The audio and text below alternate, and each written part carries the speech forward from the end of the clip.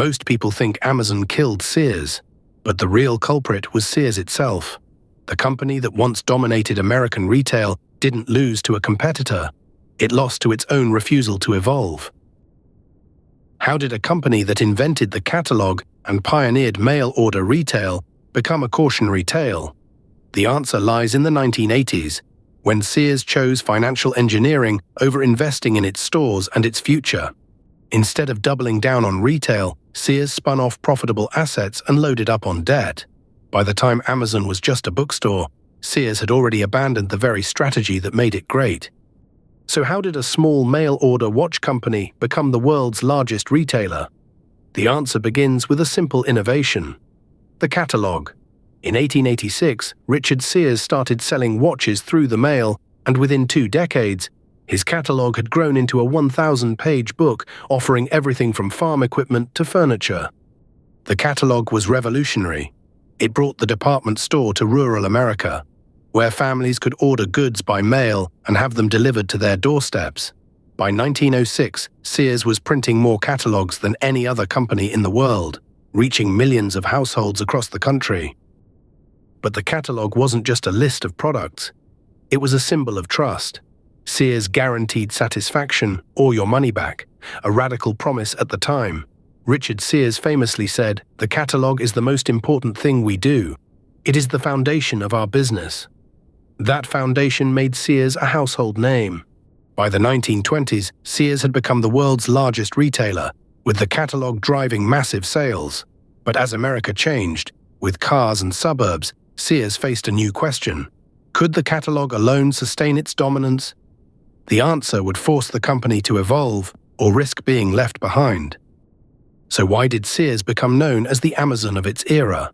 By the 1960s, this single retailer accounted for over 1% of all retail sales in the United States. That's a level of dominance no company has matched since. The secret to that dominance? Sears launched the first all-purpose credit card in 1950, the Sears Charge Card. It let millions of Americans buy now and pay later, locking them into the Sears ecosystem long before loyalty programs existed. With that card, Sears transformed shopping. A family could buy a washing machine, a lawnmower, and a winter coat all on credit, all from one catalog. The catalog itself was a cultural icon, thicker than a phone book and found in nearly every American home. But here's the catch: that very success bred complacency. Sears had built the ultimate retail machine, yet it would soon face a choice: invest in a new kind of store called the mall, or cling to its catalog. It chose the mall, but that decision would ultimately sow the seeds of its downfall. So why did Sears, at the height of its power, choose to become a financial conglomerate instead of a better retailer? The answer lies in a single word: growth. By the 1980s, the retail market was maturing, and Sears' leadership believed the only way to keep expanding was to move beyond selling goods. In 1981, Sears acquired Dean Witter Reynolds, a stock brokerage, and Coldwell Banker, a real estate firm. The company rebranded itself as a financial services conglomerate, offering everything from stocks to home loans. Sears even opened financial counters inside its stores, hoping to turn shoppers into investors. But this pivot came at a cost. While Sears focused on finance, it neglected its core retail business.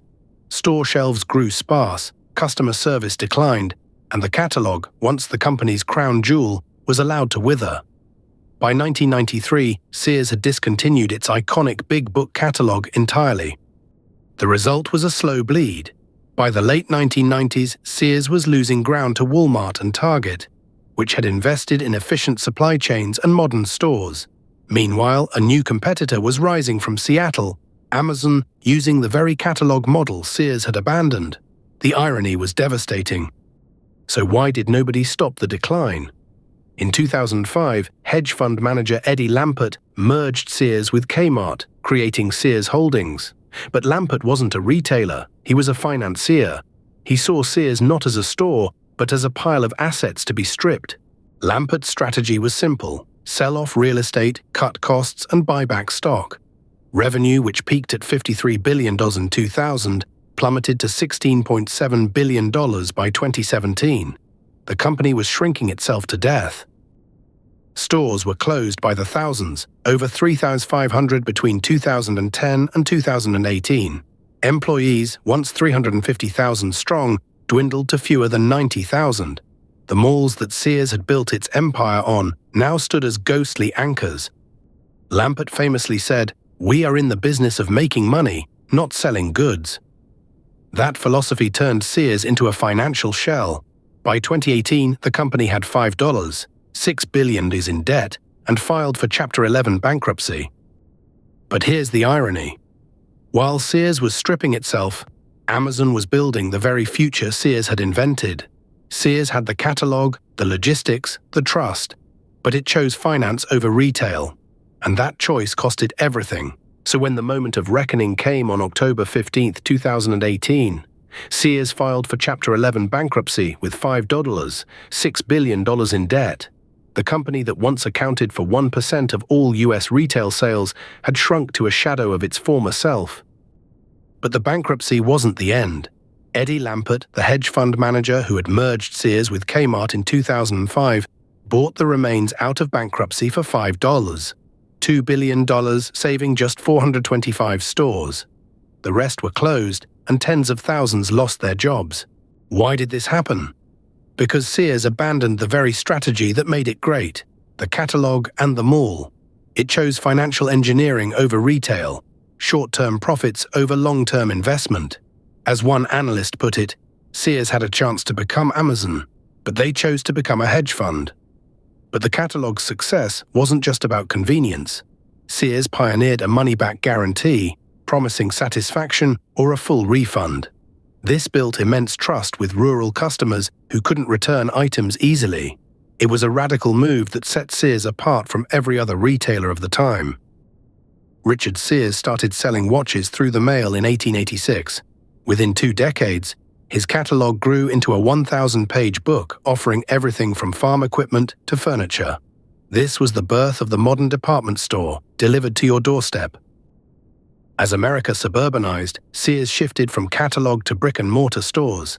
It became the anchor tenant in the first enclosed shopping malls, drawing crowds with its vast selection. By the 1960s, Sears was the largest retailer in the world, with over 800 stores. In 1950, Sears launched the first all-purpose credit card, the Sears Charge Card. It allowed customers to buy now and pay later, locking them into the Sears ecosystem. By 1960, over 10 million Americans carried the card, making Sears a pioneer in consumer credit. In 1981, Sears acquired Dean Witter Reynolds, a stock brokerage, and Coldwell Banker, a real estate firm. It rebranded as a financial services conglomerate, offering stocks and home loans inside its stores. But this pivot diverted focus from retail, leading to neglect. By 1993, Sears discontinued its iconic Big Book catalog, a decision that symbolized its abandonment of the mail order model. The catalog had been the company's foundation for over a century. Without it, Sears lost its direct connection to millions of rural customers. While Sears focused on finance, Walmart and Target invested in efficient supply chains and modern stores. They offered lower prices and better service. By the late 1990s, Walmart had surpassed Sears as the largest retailer, and Sears was losing market share rapidly. Eddie Lampert, who merged Sears with Kmart in 2005, saw the company as a pile of assets. He sold off real estate, cut costs, and bought back stock. By 2017, revenue had fallen from $53 billion to $7 billion. The company was being bled dry. The lesson is clear: no company is too big to fail. Sears' collapse is a warning to every business today. The very things that made you successful can become your downfall if you stop adapting. As Warren Buffett said, "The failure of Sears is a failure of leadership and a failure to adapt."